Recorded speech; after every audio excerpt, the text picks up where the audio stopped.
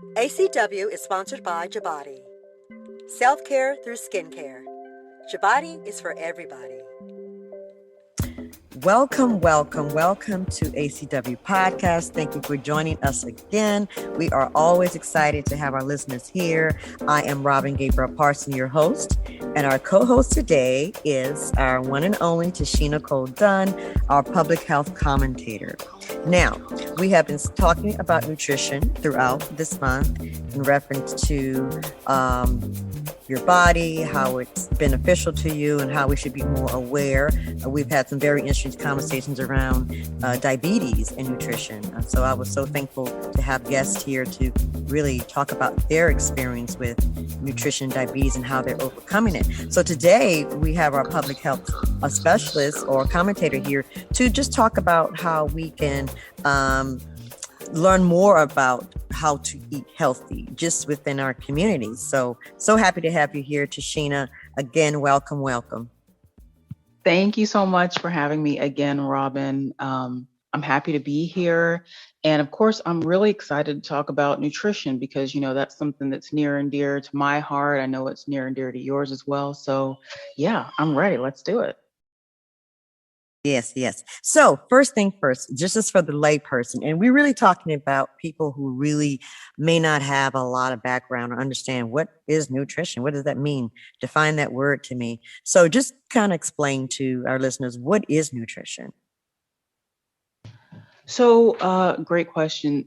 Nutrition is basically just the study of nutrients that are found in our food and our drink, how our body uses those nutrients, how they affect our body, and then the relationship between the nutrients in the food and drink and disease processes and health behaviors. In reference to what you just explained, how nutrition is basically our food. So we're going to talk about today what types of food, that intake of that food. This is a really big subject. Would you agree, Tasheena? Oh yes, 100%. There's so much information, and so yeah, there's a lot that we could talk about. There's a lot of different ways we can talk about, a lot of different paths to go down. So yeah, let's just let's dig in, and we can definitely start with the basics for sure. Yes, and the basics is nutrients. Okay, so based on that, let's talk about how carbohydrates, fats, and proteins are beneficial to our body.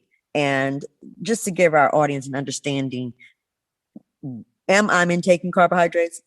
Do I have the proper fiber that I'm intaking? So let's break those down a little bit. So what are carbohydrates?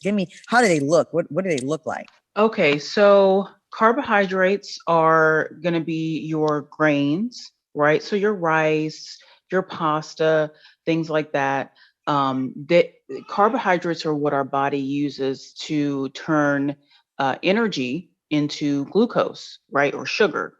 And that's the main source of energy for the body and in particular the brain. And it's the easiest, most readily available, usable resource. So that's why carbohydrates are so heavy in our diet. Because it's a great source of fuel. And, carbs, they get a bad rap, but carbs are not the enemy. We can talk about that a little bit more. And then you have fats. So you have your main, what we call macro or the bigger, broader nutrients, your carbohydrates, your fats, and your protein. And these are all necessary for every bodily function that we have. And then you also have, of course, water, and we need vitamins and minerals. So those, I would say, are the top nutrients that your body needs to function on a daily basis and to be at a baseline of health. Thank you. So a good carbohydrate, and I'm just going to kind of use myself example, and I really do need to kind of back off a little bit. I do like pasta, but I try to do a gluten-free pasta, but I need it because I'm very, very active. I need energy to work out. I need energy. So that's one of my favorite carbohydrates. So, but you can, there's many different carbohydrates, healthy carbohydrates you can intake in your body. What about bread? I like bread a lot. How would you recommend what amount intake of bread we should have in reference to carbohydrates a day?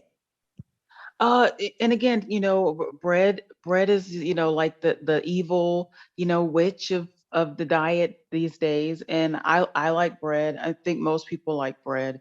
It's just really about the types of breads that you're eating and how often you're eating them. So if you're buying bread from the grocery store, there's so many different types of breads now that are um keto friendly, that are even paleo friendly, and we can talk a little bit more about what those mean, that are gluten free, right, and that are actually low carb. There's low carb breads, and some of them are, I mean, I've been trying different breads for probably 15 years, and I will say the breads have come a long way in terms of their taste and their texture. And so I even enjoy some of the whole grain seed and nut breads and low carb breads that are out there on the market. Ezekiel bread is a popular one. I'm not a huge fan of that one. But there's another brand, and I can't think of it right now, but it's a seed and nut bread, and that's on the lower carb side, higher protein, higher fiber. It's got omega 3s and omega 6s, so it's a great nutrient dense bread. But bread is not the enemy. It's really your buttery rolls that you get at a restaurant, and your fast food burger rolls, and your hot dog buns and things like that, that are just loaded with tons of refined sugars that don't have a lot of other nutrients. So they really drastically can affect your blood sugar levels. And that's part of what, makes it unhealthy when you have those types of carbs and those types of breads in large amounts. Again, we can talk all day just on breads and carbs. So let's talk about proteins in reference to how does that look? I know there's a lot of meat eaters, there's people who are vegans also, because I think that may be a challenge for vegans. So how do you get that protein in? So what does protein look like in our diet? So protein is really important, as most of us probably know, for building and maintaining muscle. So not just building, but actually maintaining the muscle. And protein is all your animal products. So your chicken, your beef, your turkey. Those are all going to be high in protein. But salmon is a really high protein fish. Grouper is another one. Um, Tuna even has a good amount of protein. It doesn't have a lot of fat like salmon does. So that's, it's a little bit leaner. So it's harder to get the calories from tuna, but you can get lots of protein from tuna. Eggs are a really great source of protein as well. Peanut butter is also a really great source of protein and fat. So anything that has, a balance of fat, carbs, protein, and other vitamins is really going to be a great part of your diet, because it's going to keep you fuller longer, and it's going to be because it's fuller of nutrients your body can use and absorb, and um, you don't have to eat. It's not going to raise your blood sugar and affect your blood sugar as much as some of the other foods that don't have a variety of nutrients in them. So those are some really great protein sources. Dark meat chicken is a great source of protein, and of course, chicken breasts, uh, steak, ground beef. If you do eat red meat, and yeah. So the thing that I love now, though, is that we're getting away from animal protein, because there's so many different, like you said, vegan and vegetarian friendly protein sources. Beans are a great protein source as well, but you also have your soy and your pea protein and your different nut butters. Those are also good. Almond, cashew butter, those are also good sources of protein. And even oatmeal has a decent amount of protein. So there's a variety of ways to get protein without eating animal flesh. I was thinking as you were talking about the different proteins. Again, like I said, beans are a very good source. I love beans, and I love, this is Monday and it's Red Bean Monday here, so I'm gonna have my red beans There you today. go. Yes, ma'am. Yes. Okay. So let's talk about fiber because we would want to give listeners or those who this may be their first time even, having nutrition introduced to them, the very key nutrients. And these are the key nutrients. And we're going to want you guys to really understand the type of foods that represents these key nutrients. So let's talk about fiber. What type of fiber would you recommend? And you need fiber in your diet. You definitely need fiber. I do want to touch on fat because that's the other big one that we hadn't talked about. And fat is Yes.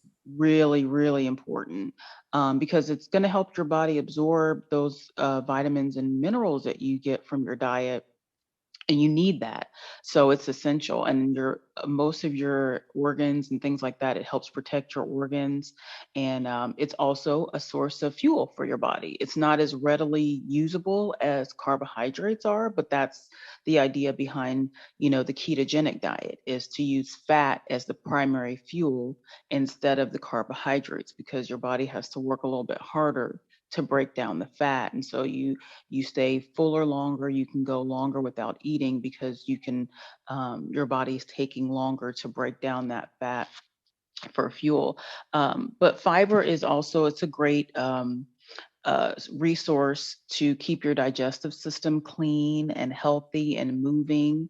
It keeps you, again, fuller longer. So it keeps those cravings down, which is really important when you're trying to either lose weight or just maintain where you are. Eating things with a high fiber content are going to keep those cravings down and keep you from, snacking unnecessarily. So, and it's really, really important to keep that gut health at optimal level. You got to have fiber to feed that good bacteria and help pull that bad bacteria out of the body. And thank you for bringing that fat to the forefront, because again, a lot of people, and fat's been, there's a little controversy when we talk about fat, because again, people, what do you mean? I thought fat was bad for me, or eating foods hot, fried foods with fat in it was a no-no. But we're talking about good fats. Exactly. And thank you for also bringing the importance of having it for insulation, for protection of the organs. But I don't want people to misunderstand, like, oh, okay, it's okay for me to be fat. But right. but I want you to understand that there is good fat. So thank you. And definitely the fiber is important. It definitely helps you when you got to go to the bathroom, be honest with you. And you can tell if you're eating healthy, if you just look at your waist or your stool. And being honest, I'm just want to give people an idea of how you understand if your inside is really healthy.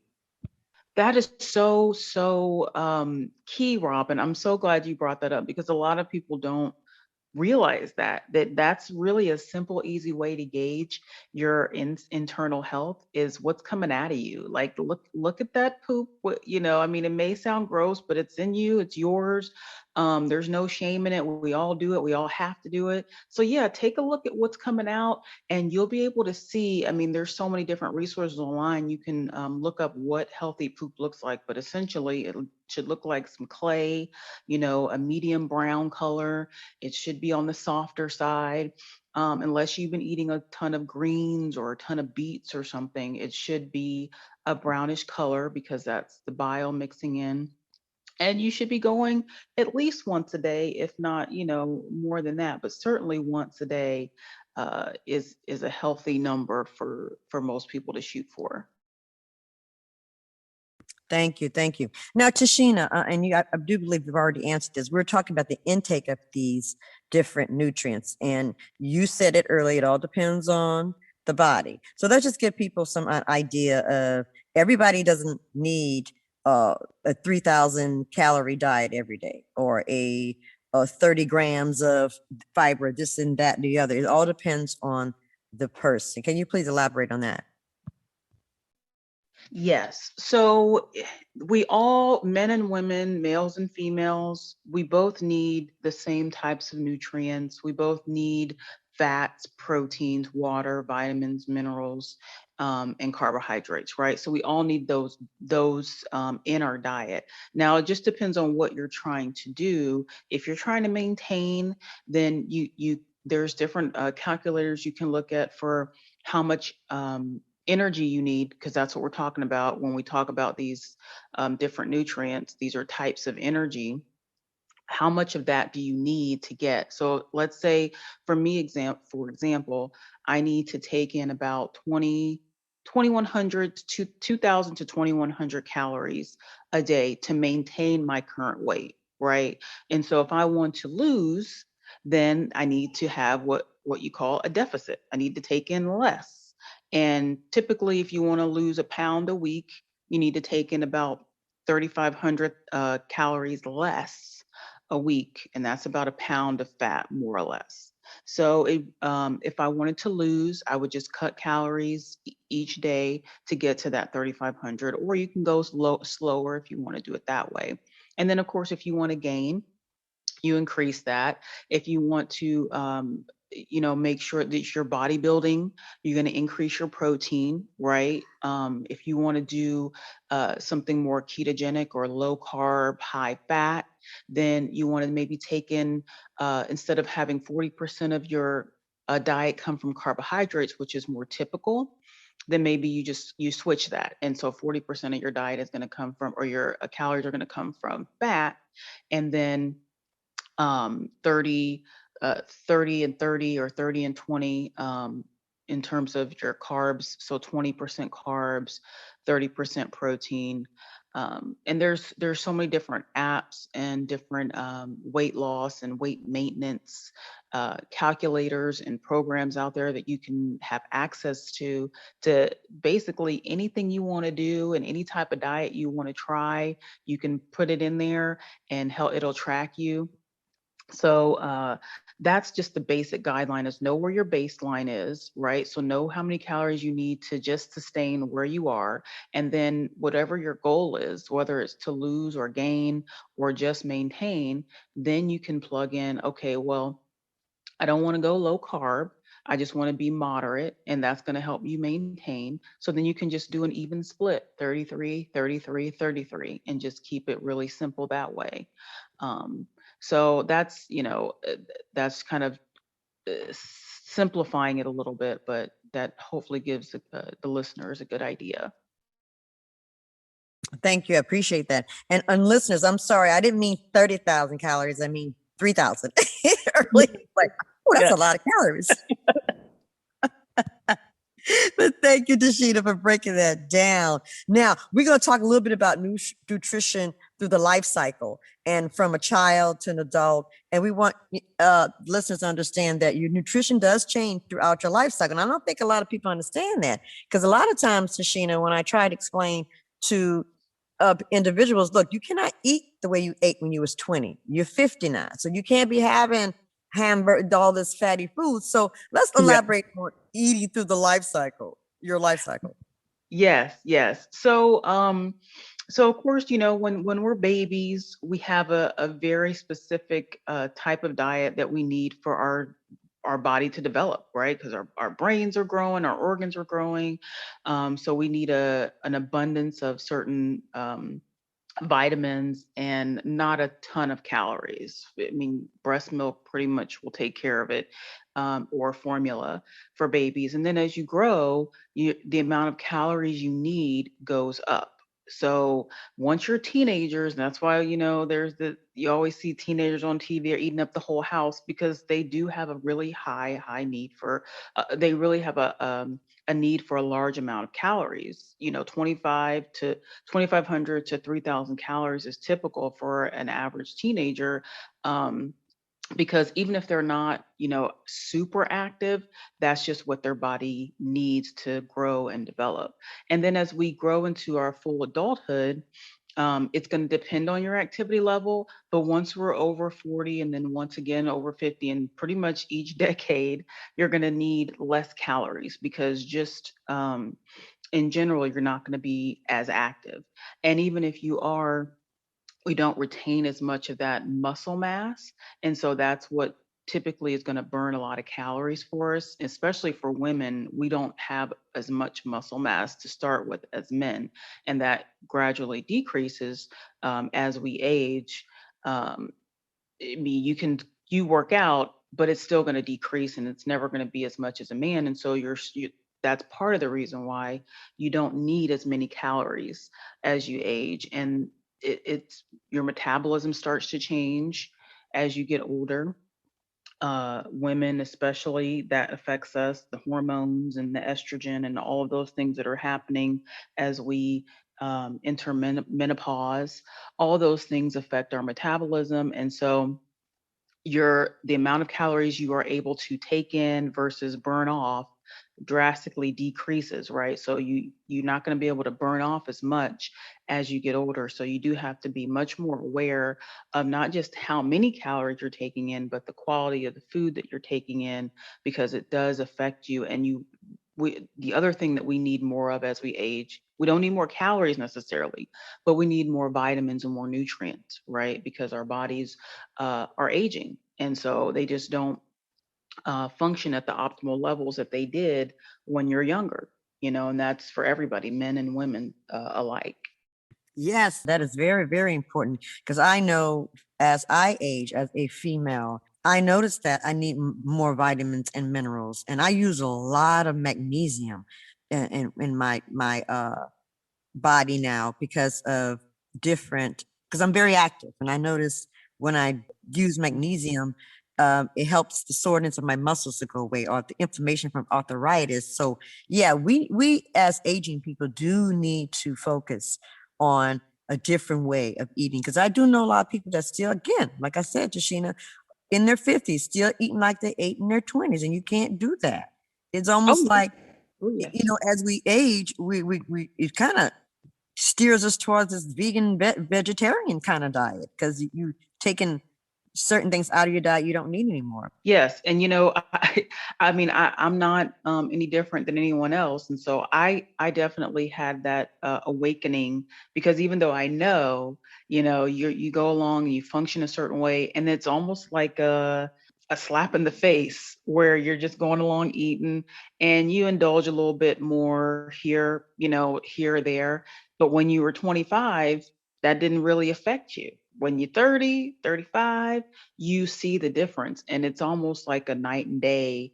You just look up one week and you're like, wait a minute, why are my pants fitting so tight? Oh, because I had that piece of cake last week. But when you were 25, that didn't matter, but when you're 35, that makes a big difference. So just being And you, aware of that, being aware yes, of that is so important in taking steps to change. yes, and you're still young. That's the thing about it. A lot of 30s, when they get into that state of mind, they kind of shocked. Like, wait a minute, what just Right, happened? right, right. Yeah. Now we're going to talk a little bit about food labels, just to give people an understanding how you can help you get the quality of food to help you work towards a better nutrition or nutrients that you're inputting in your body. So let's talk a little bit about food labels, things that you should look for. I know it could be time consuming walking down the grocery aisle and you're reading everything, but trust me, people, sometimes it's worth it. It's worth it. So just elaborate a little bit on food labels, things that they should really pay attention to. Well, and I love the food label side of things. I'm a nerd in that way, and but that's also how I got started. Really getting excited about healthy eating was learning about what's in my food and taking ownership and charge of what I'm putting in my body. And one of the things that I had to do when we were at Fulton County was I had to food shop. So I was that one going down each aisle and looking at all the labels, and of course the staff's looking at me like, what is she doing? Why is she's reading like everything that she picks up, and what's going on, So I got some strange looks because they didn't know, that's not a normal thing. At least it wasn't as typical, at that point. It's probably more typical now because more people are informed, but food labels are really important. So what you want to look for is, of course, you want to look at the overall calories in something that you're buying, but what's really important is to look at the serving size. So it can be 500 calories in that box of crackers, but if the serving size, let's say, is 6, then you multiply however many calories. So that's 500 calories per serving, right? So if there's 6 servings, that's 3,000 calories in that box of crackers. So, and a serving could be 5 crackers, I mean, that's not really typical for a cracker, but let's just pretend, let's say it's cookies. Okay. So 5 cookies could be the 500 calories. And you may think, oh, I only have 5 or 6 cookies. It's not much. But looking at how much is in a serving is going to be really important, when you also look at the amount of calories. And then you look, of course, for the things that we talked about, the carbs, the fats, the sugar. One thing that's really important is to look at added sugar. So not just natural sugar that, you know, is going to be found in, like, if there's fruit or something in that packaging, but added sugar. So you want less added sugar, the uh, as close to zero as you can get, in terms of the added sugar, and that's going to be right underneath the carbohydrate line. And then you'll look at your proteins and your fiber. So you want a nice ratio between carbs, fiber, and protein. Um, about a 3 to 5 kind of ratio. So let's say you have 5 carbs, maybe 2 or 3 grams of fiber, and maybe 5 or 6 grams of protein is a nice ratio. So versus something, for example, like it's got 30 grams of carbs, 1 gram of fiber, and 2 grams of protein. That's not going to be a good balance for your body, for your blood sugar. It's more than likely that's going to spike your blood sugar and cause an insulin response, which is what you want to try and steer clear of. So that's why those whole grains come into play and are so important. Um, Quinoa and farro and your brown rice and all of that kind of thing in terms of your carbohydrates. So the food labels, so those are your big sort of headlines of your food labels. And then you want to look at your ingredients list. So the simpler, the better. That's really my main advice to people, is try to find things that have really simple and short ingredient lists, things that that you can pronounce. And if you don't know, maybe go find out what they are. But for the most part, look for things with ingredients that you know and that you recognize, at least most of them that you recognize. Um, those are going to be the healthier items. And those are going to be closer to real whole foods if you're buying anything that's comes prepackaged. We have so much to talk about when it comes to nutrition. Now, Tasheena, can we share with our listeners in reference to those who may want to know or learn more about nutrition, in reference to Googling something on YouTube or even in your community? I know there's communities where, you can go and do little nutrition workshops for free. You and I worked within a community where we actually went in and did a whole nutrition program for an after school program. Elaborate on that. How can people get this information? And if they want to learn more and they're eager to change their way of eating? So I'm glad that you mentioned YouTube, because that's a great resource. And even on YouTube, you can even find local people through YouTube and through Instagram and through Pinterest. Um, you can do a search by topic. So whatever it is you're looking for, whether it's to learn more about nutrition or a specific diet type or be more active. And there you can find local people on those social media platforms. But of course, always look for your local public health county health center, your local community center, your local youth center. They're always going to have low cost or no cost healthy eating programs, nutrition programs, physical activity programs. And then you always go back to, just searching free health programs in your area. And that will send you to not just those community centers, but other programs that you may not even be aware of that are available in your community. So it's really important, if you can't get, because we're all online for the most part and virtual, still a lot of us. So there are tons of online communities, tons of virtual communities that you can join, but there are still in person, and as we're opening more, as the cities are opening more, that's going to be coming back, going to your community centers and being actively engaged and involved with your neighbors and your church. That's another great thing that you and I were talking about. And you even Yes. did some work at at a local church in Atlanta. So that's a great resource. A lot of churches are kind of jumping on the, getting on the bandwagon and understanding that this is what their congregation needs and wants and is an essential part of your overall health. So you got your mental, your spiritual, and your physical health, right? So you got to try and fulfill all those needs for those that you're serving. So looking at your local church and your local community centers and your county public health department is going to be a great resource for in-person activities and free programs. Thank you for that. Thank you. And it's been a joy listening and taking in all of your valuable information. Listeners, I hope you were able to really grasp what we're sharing. We really want you to take charge of your health, and we're providing as much information and resources as possible. Tasheena, thank you for again coming and sharing the public health sector with us. Thank you next month. You are welcome. You're welcome. So listeners, as I always say, live life with purpose, intention, and love. Until next time, thank you. ACW is presented by Partnerships in Fitness, a fitness and health and wellness consulting group, building strong minds and bodies, and empowering one community at a time. Please follow us on Instagram and Facebook, and subscribe to our Pif Nola YouTube channel, and leave questions or comments. You have been listening to the Awareness, Culture, and Wellness Podcast. We thank you for joining us, and we hope that you tune in to our next Wellness Wednesday as we discuss topics that heal the mind, body, and spirit. Until next time, I'm Robin Gabriel Parson, your ACW podcast host. ACW is sponsored by Jabati.